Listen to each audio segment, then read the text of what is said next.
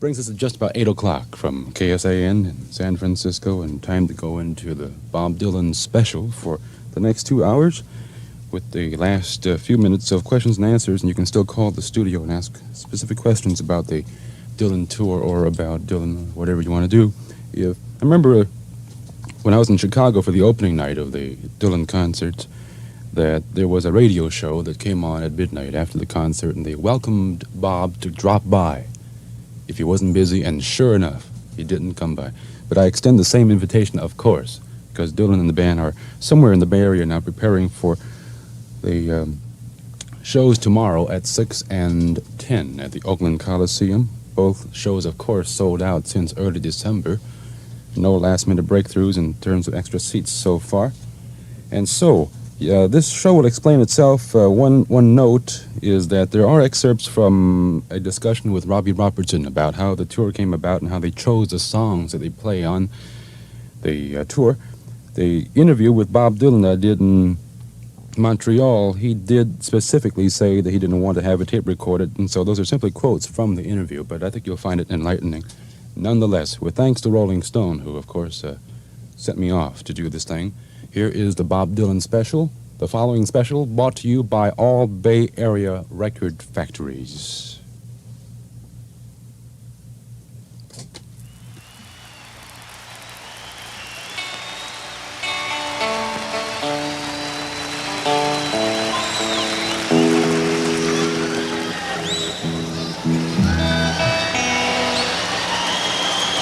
I'd like to bring on a friend of us all, Mr. Bob Dylan.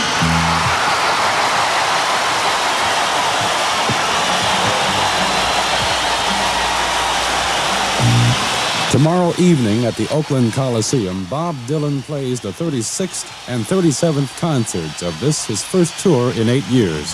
He's already played to more than 530,000 persons in 18 cities in 5 weeks. The tour will gross $5 million, net more than $2.5 million.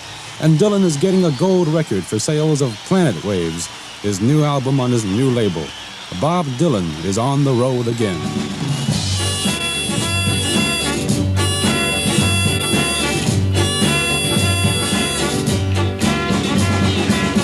You say you love me and you're thinking of me, but you know you could be wrong. You say you told me that you wanna hold me, but you know you're not that strong. I just can't do what I've done before. I just can't beg you anymore. I'm gonna let you pass, and I'll go last. And time will tell just who has failed and who's been left behind. When you go your way and I go mine. You say you disturb me and you don't deserve me, but you know sometimes you lie. You say you're shaking and you're always aching, but you know how hard you try. Sometimes it gets so hard to care. It can't be this way everywhere, and I'm gonna let you pass. Yes, and I'll go last. And time will tell who has failed and who's been left behind. When you go your way and I go mine. Well, the judge, he holds a grudge. He's gonna call on you. But he's badly built and he walks on stilts. Watch out he don't fall on you.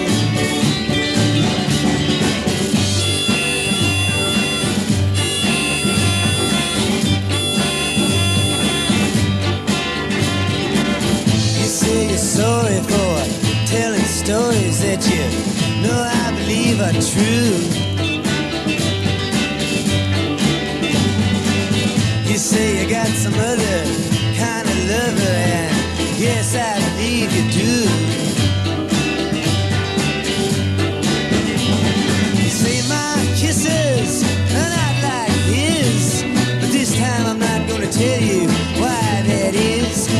just gonna let you pass.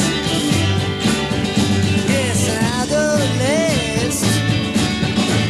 And time will tell who has fell and who's been left behind. When you go your way and I go mine.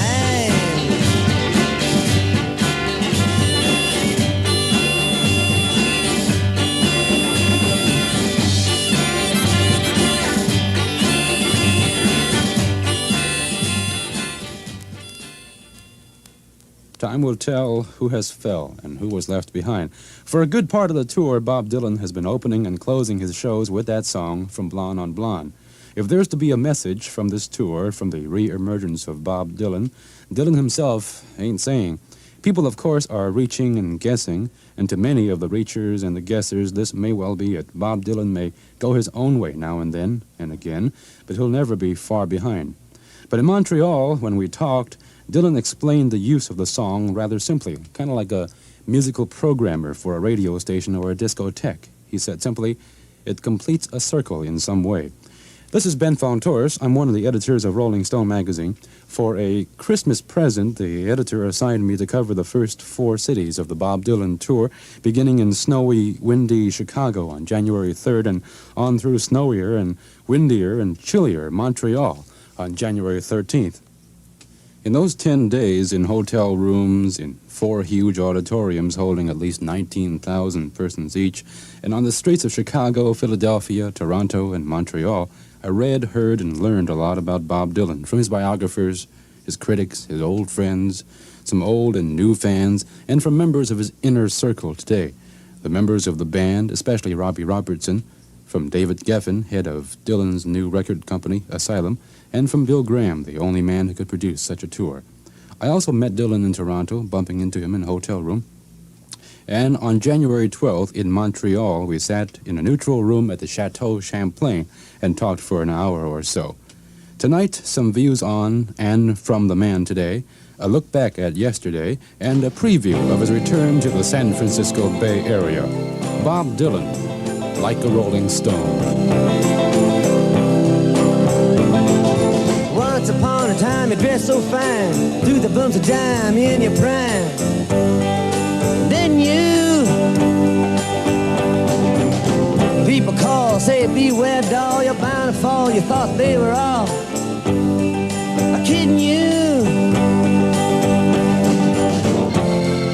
You used to laugh about everybody that was hanging out. Now you don't talk so loud. Now you don't seem so proud about having to be scrounging your next meal. How does it feel? How does it feel to be without a home? Like a complete unknown, like a rolling stone.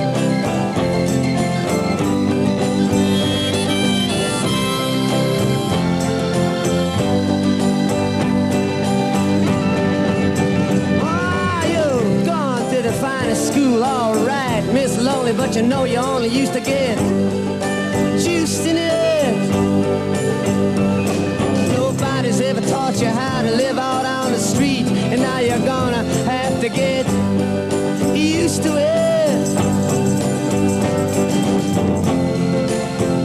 You say you never compromise with a mystery tramp, but now you realize he's not selling any alibis as you stare into the vacuum of his eyes and say, do you want to make a deal?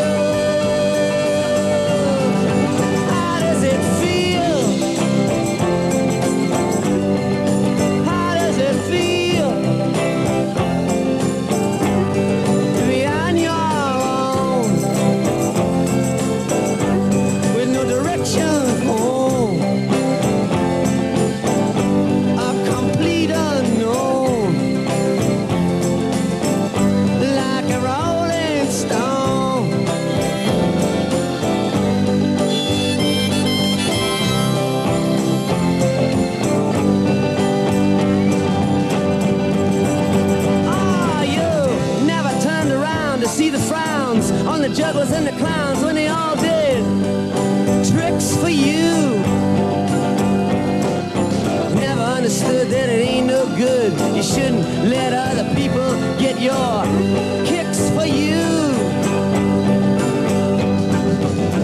You used to ride on a chrome horse with your diplomat, who carried on his shoulder a Siamese cat.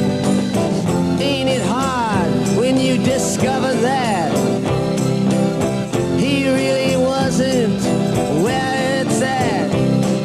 After he took from you everything he could steal. How does it feel? How does it feel to have you on your own? No direction home, like a complete unknown, like a rolling stone.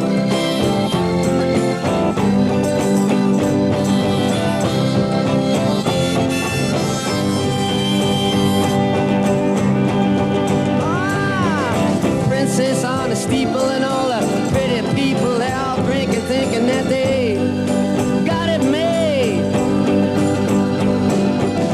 exchanging all precious gifts. But you better take your diamond ring, you better pawn it, babe. You used to be so amused at Napoleon in rags and the language that he used. Go to him now, he calls you, you can't refuse.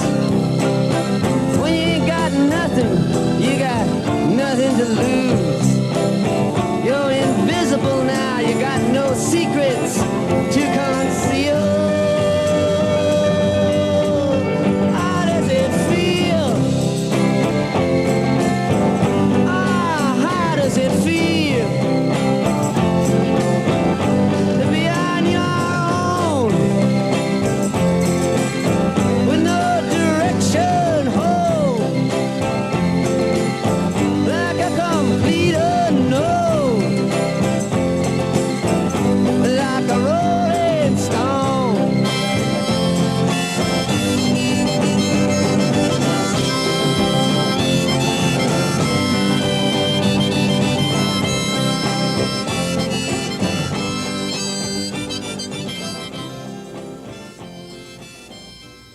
If You Go Your Way and I Go Mine is some kind of word from Dylan to his current audience, then Like a Rolling Stone is the concert anthem. Blowin' in the Wind may be the song that will always bring back the days of the civil rights movement. Lines from Subterranean Homesick Blues and The Times They Are A-Changin' and Ballad of a Thin Man and a dozen others may stand forever and always ring true like the truest of poetry. But from the stage, Dylan knows that Rolling Stone is the one song that everyone celebrates more than hears.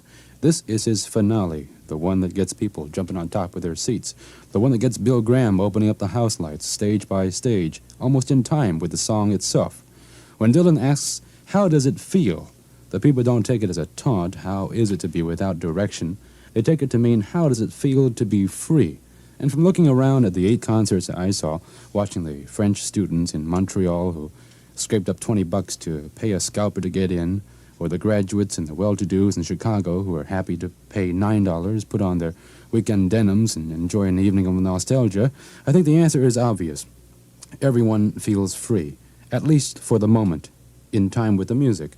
I asked Dylan about Rolling Stone, and he said, it's just as real today as it was back then. The audience is reacting the same as back then. It was always the one that got the best reaction. The last time Dylan was in the Bay Area was in 1965 in December, when he played the Berkeley Community Theater. He was 4 months into his half-and-half show then, half acoustic, half rock, with the Hawks plugging in behind him. He had been booed at Newport Folk and pelted with paper cups at Forest Hills in New York. But he would press on, going on through Europe before stopping in spring of 1966, shortly before the motorcycle accident in Woodstock in July. Dylan has always felt comfortable in the Bay Area. In our talk, he put it this way. In the old days, then he stopped and he said, I hate to call them the old days, and then he laughed and continued, I did New York, San Francisco, and Austin. The rest were hard in coming. In concert at the Masonic Auditorium, also in 1965, he saved a block of seats for friends like Joan Baez, Allen Ginsberg, Peter Orlovsky, and Michael McClure. Freewheelin' Frank and Terry the Tramp and other members of the Hells Angels were also welcome. One night, he dropped in on the Russ the Moose Syracuse show on KYA at Nob Hill. Russ, the legend goes, didn't know exactly who Dylan was and conducted the usual Pop Top 40 interview. And the station manager at KYA, it is said, got a bit irritated at Russ letting this long-haired freak hang out in the studios. On stage, Bob Dylan played rock and roll. There is, of course, a song that people think Dylan wrote to declare his escape from folk and protest music.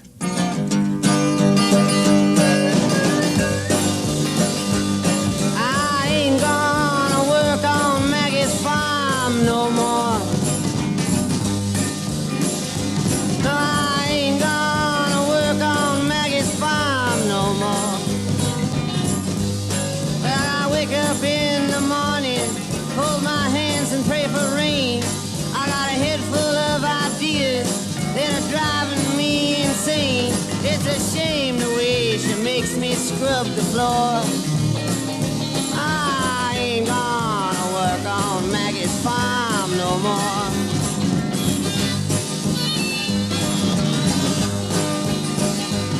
I ain't gonna work for Maggie's brother no more. No, I ain't gonna work for Maggie's brother no more. Well, he hands you a nickel, he hands you a dime, he asks you with a grin if you're having a good time, and he finds you every time you slam the door. I ain't gonna work for Maggie's brother no more.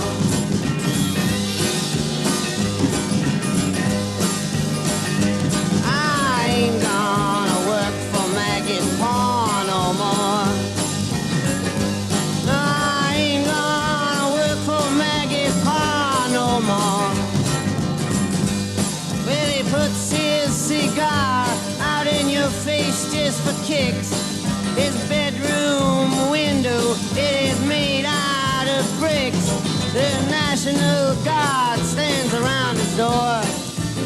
I ain't gonna work for Maggie's paw no more.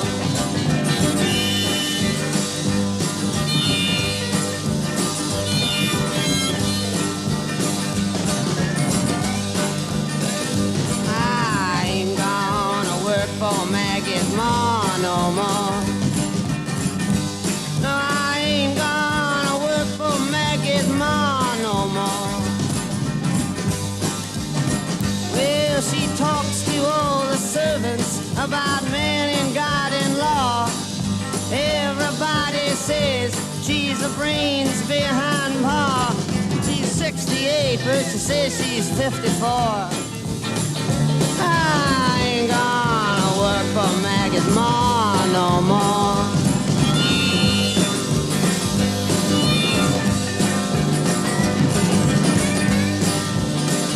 I ain't gonna work on Maggie's farm no more. I ain't gonna work on Maggie's farm no more. Well, I try my best to be just like I am, but everybody wants you to be just like them. They say sing while you slave, and I just get bored. I ain't gonna work on Maggie's farm no more.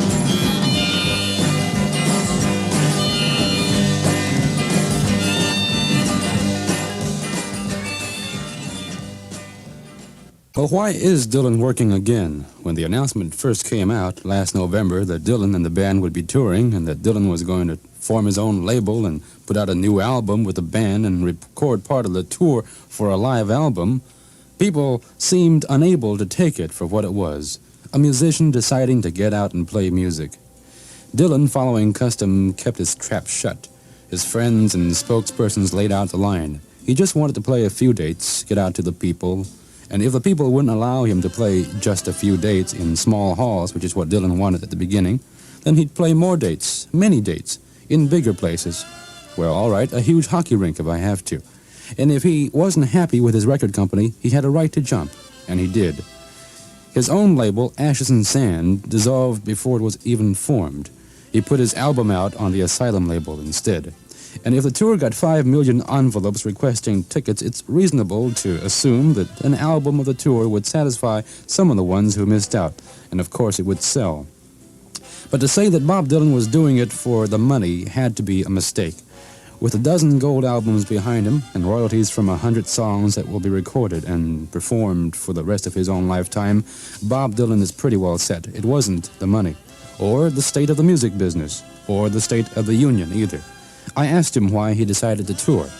Typically, he answered, "I saw daylight, I took off." He also had an astrological answer, which we'll hear later. Dylan used to hate tours, the crowds, the building pressures of stardom and success. His accident and his business changes and his wife Sarah and their family of 5 kids, 4 of their own, have given him enough reasons to stay put, except for records, drop-in sessions with other artists, and a movie role in Pat Garrett and Billy the Kid. But according to Robbie Robertson, Dylan and the band had always kept a tour on their minds. We've been talking about doing this for so long. Since how far back?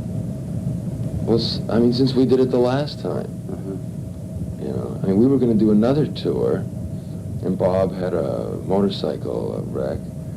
And then, since then, we've been talking about doing it. And for a long time, it didn't seem like a good idea to us at all. All of a sudden, it started to become clear. All of a sudden, there was an opening, there was a space, there was a necessity almost, that just pulled you into it. It was no clever maneuver on anybody's behalf to put together the thing. It's just that everybody felt the same way at the same time. Mm-hmm. It first came up, the idea of this tour, right after we played Watkins Glen. I spoke to Bob after that, and he asked me about it. And I was very enthusiastic about it. We've played just about all of those festivals. And there was something different about this. At Watkins Glen, when we were playing, we would do little things, intricate things, subtle things, that the audience would react to that I'd never seen them react to before. And it was also not an intimate atmosphere where you would pick up those kind of things. But there was an alertness to the audience which blew my mind. I could not believe it. And it was also by far the nicest of those festivals that we've ever played. By far. But it gave you what, a more affirmation about the audience? Or? We didn't want to do it. We didn't want to play at Watkins Glen at all. We're just in a mood. We thought, tours, those things, there's something, it's only the money. It's the only reason that you do it. So why'd you do it? We were talked into it. The Grateful Dead and the Allman Brothers are really terrific people, and their people and our people, everybody was just one of those, oh, come on, it's just up the road, you don't have to really go out of your way, come on, don't be a spoil sport. That's what happened. Yeah. Finally we said, all right, we'll do it. And we did it, and we were very glad we did it. We had a good time there. And after it was over, I was trying my best to describe to Bob something that I felt that was new, that I had never experienced before from an audience. And I was telling him, something is different. Something is worthwhile. Something is worth consideration. And he shared my enthusiasm, He went for it all the way, and he asked me more questions and blah, blah, blah. And we talked about it a few times. And then for about a year, I was planning on going to Malibu for a while. It was not a specific move. I'd been going to do it. I was ready to leave Woodstock. when I went out there, he had just gotten back there from somewhere else, and we picked up on our talks about the whole thing. And at this point, it was more advanced, and we discussed it, and it didn't seem near as remote as it had in the past. And we followed it up on a.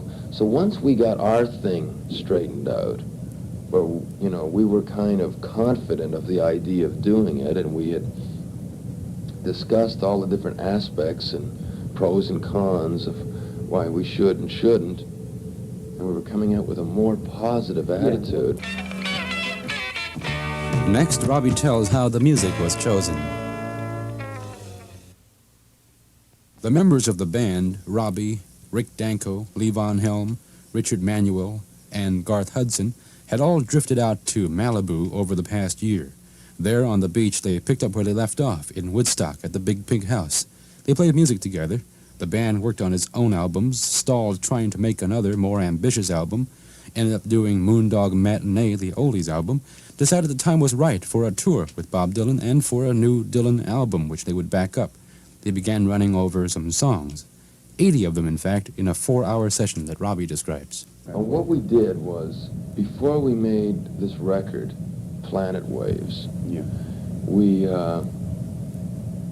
said, it was, I don't know, the tour was 3 months away or something, And we were saying, boy, we better start rehearsing, we better get our act together, what this is going to be. And we went to this place we had, and we sat down, and we played straight for about 4 hours. And we ran over an incredible number of tunes, just instantly. And when it was over, we said, that's it. Just from that's all your own memories of the songs you might want to try, or did you have albums spread out in front of you? No albums. We would request tunes. Bob would ask us to play certain tunes of ours, and we would do the same, and then we would think of something we would particularly like to do, and then he would think of something he would particularly like to do. No albums spread out, and I know that we're forgetting a lot of tunes, that we should play, or it just never came to mind,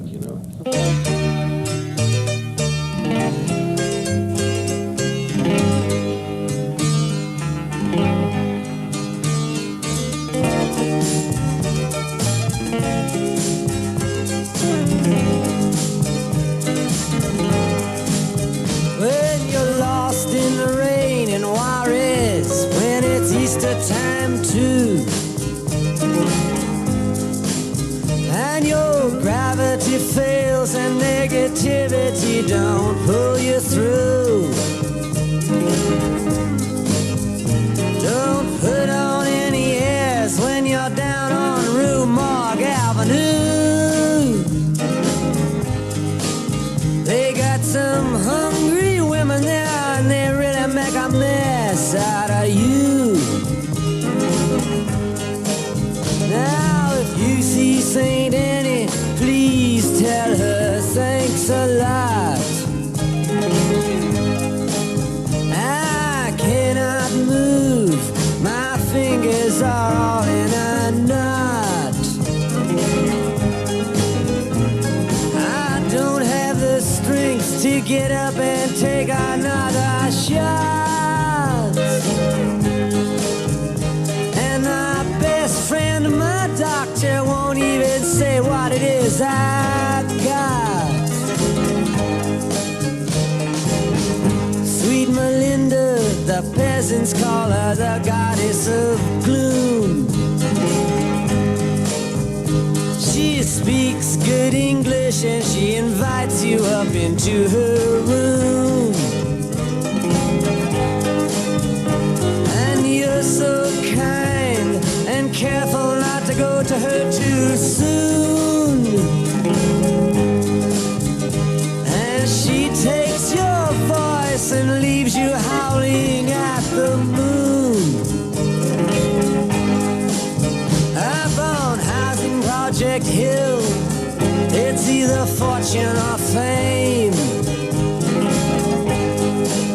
You must pick one or the other, though neither of them are they claim. If you're looking to get silly, you better go back to from where you came. Because the cops don't need you, and man, they expect the same. Now all the authorities, they just stand around and boast how they blackmailed a sergeant at arms into leaving his post, and picking up Angel who just arrived here from the coast, who looked so fine at first but left looking just like a ghost.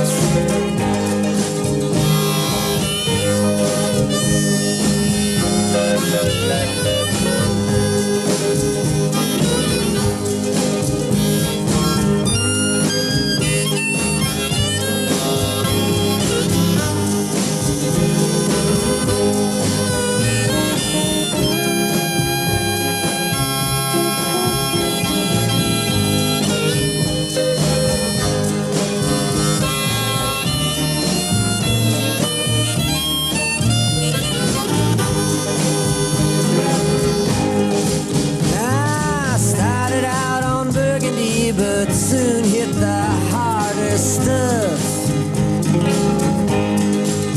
Everybody said they'd stand behind me when the game got rough, but the joke was on me. There was nobody even there to bluff. I'm going back to New York City. I do believe I've had enough.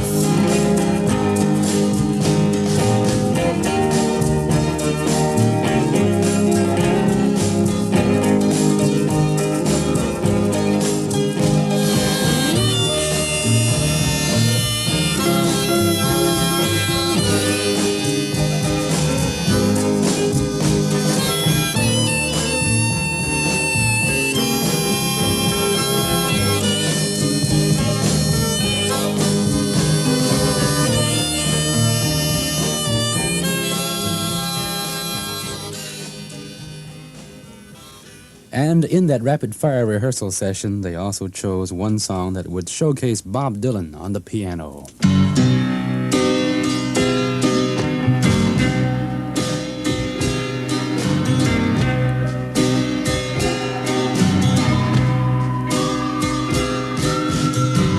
You walk into the room with your pencil in your hand. You see somebody naked and you say, who is that man? You try so hard, but you don't understand just what you will say when you get home. Because something is happening here, but you don't know what it is. Do you, Mr. Jones?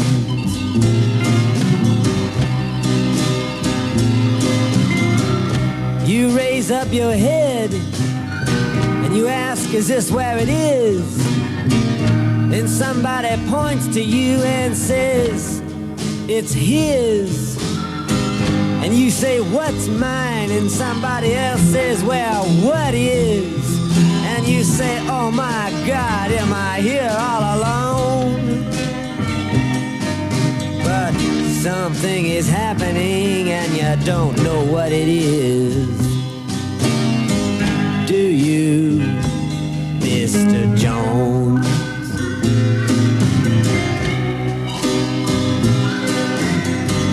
You hand in your ticket and you go watch the geek, who immediately walks up to you when he hears you speak and says, how does it feel to be such a freak? And you say, impossible, as he hands you a bone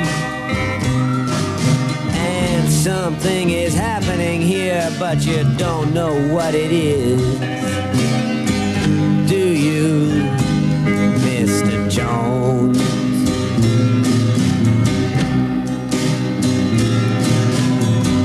You have many contacts among the lumberjacks to get you facts when someone attacks your imagination. But nobody has any respect. Anyway, they already expect you to all give a check to tax-deductible charity organization. You've been with the professors and they've all liked your looks. With great lawyers you have discussed lepers and crooks. You've been through all of F. Scott Fitzgerald's books. You're very well read, it's well known. But something is happening here and you don't know what it is. Do you, Mr. Jones? Well, the sword swallower, he comes up to you and then he kneels. He crosses himself and then he clicks his high heels. And without further notice, he asks you how it feels. And he says, here is your throat back, thanks for the loan.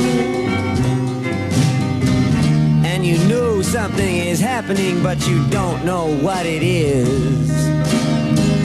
Do you, Mr. Jones? Now, you see this one-eyed midget shouting the word now. And you say, for what reason? And he says, how? And you say, what does this mean? And he screams back, you're a cow.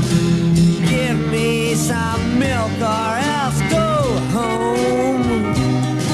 And you know something's happening, but you don't know what it is. Do you, Mr. Jones?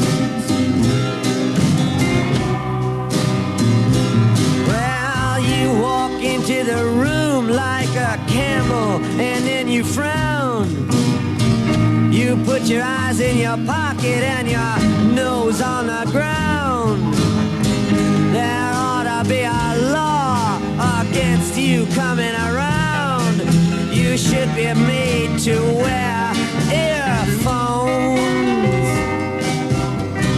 'Cause something is happening and you don't know what it is.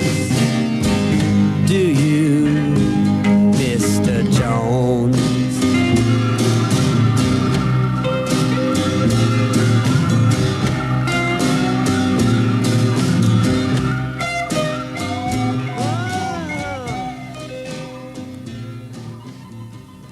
Dylan explained the selection of songs, as you may guess, pretty simply.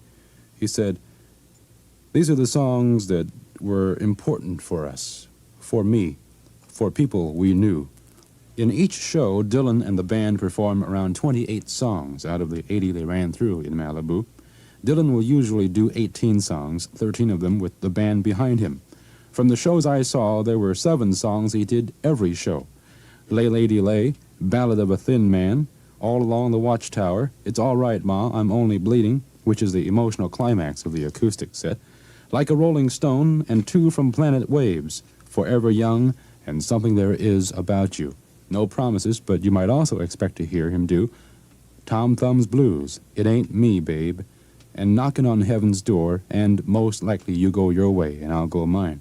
Sometimes Dylan will pull a surprise. He sang Song to Woody in the Chicago concert. Chicago is where he wrote that song in 1961. He usually opens his acoustic set with The Times They Are A-Changin', but one show he switched and opened with To Ramona. Another time, after he'd stumbled over some of the lyrics to The Times They Are A-Changin', Bill Graham had a staff member make up a set of cue cards for him and Bob Dylan looked at them backstage, laughed, and then stepped out onto the stage and sang Blowin' in the Wind instead. And one night, in Toronto, he called for a song that he and the band had not ever rehearsed.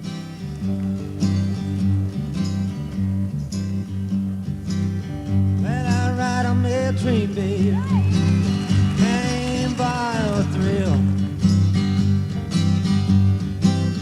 I've been up all night, baby, leaning on the windowsill. If I die on top of the hill, and if I don't make it, you know my baby will. Thought the moon looked good, Mom, shining down through the tree. Thought the brakeman looked good, Mom, flagging down the double E. Thought the sun looked good, going down over the sea. But oh, my gal looked fine when she's coming after me.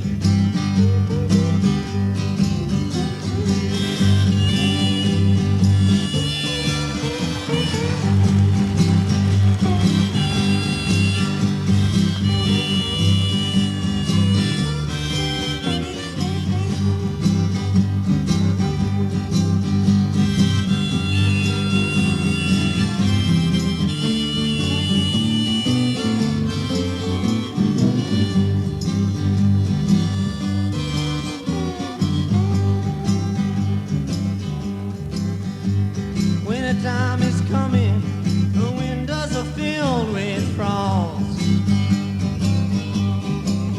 I went to tell everybody, but I could not get across. Well, I wanna be your lover, baby, I don't wanna be your boss. Don't say I never warned you if your train gets lost.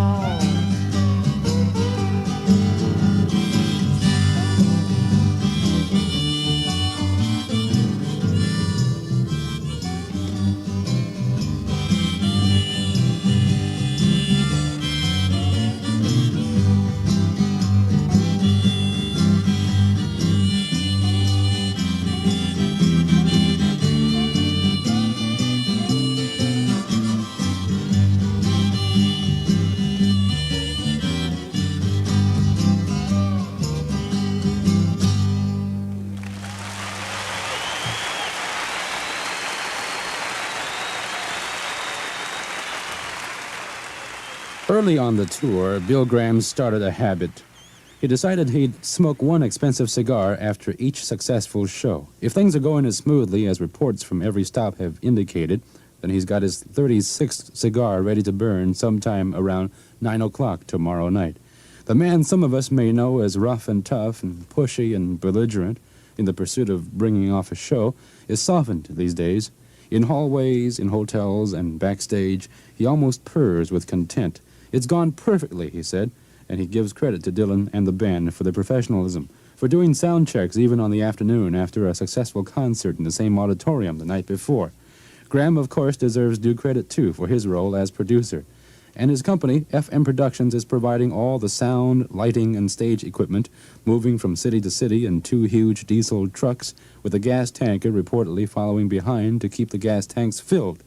The sound system itself costs $125,000, and the whole tour will cost at least $350,000, including over $100,000 for the 707 Starship, the 40-seater being used to fly Dylan and the band from show to show.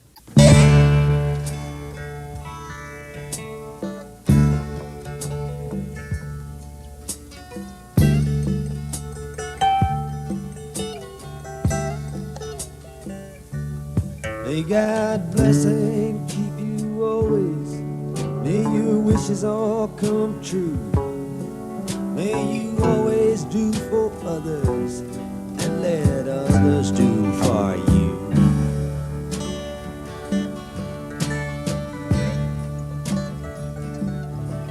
May you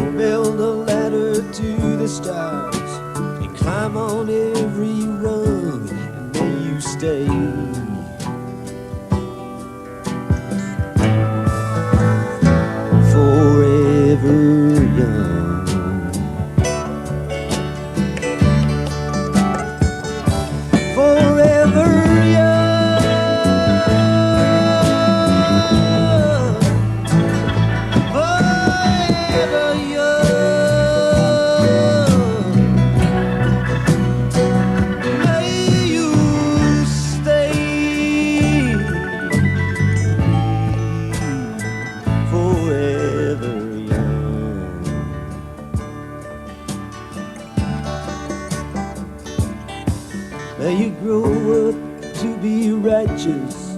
May you grow up to be true. May you always know the truth and see the light surrounding you.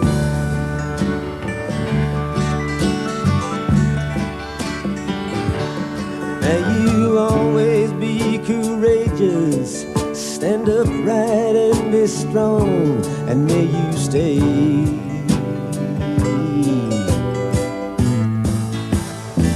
forever young. Forever young.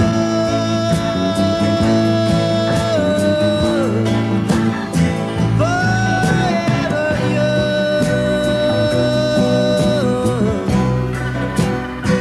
May you stay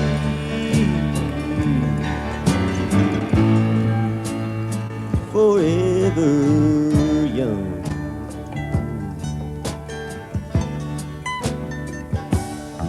May your hands always be busy. May your feet always be swift. May you have a strong foundation when the winds of change shift.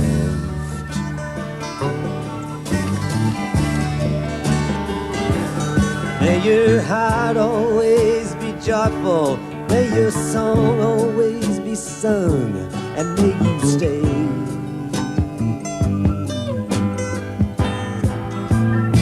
forever young.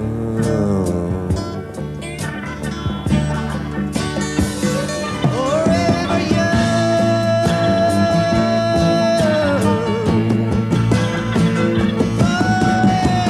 young. May you stay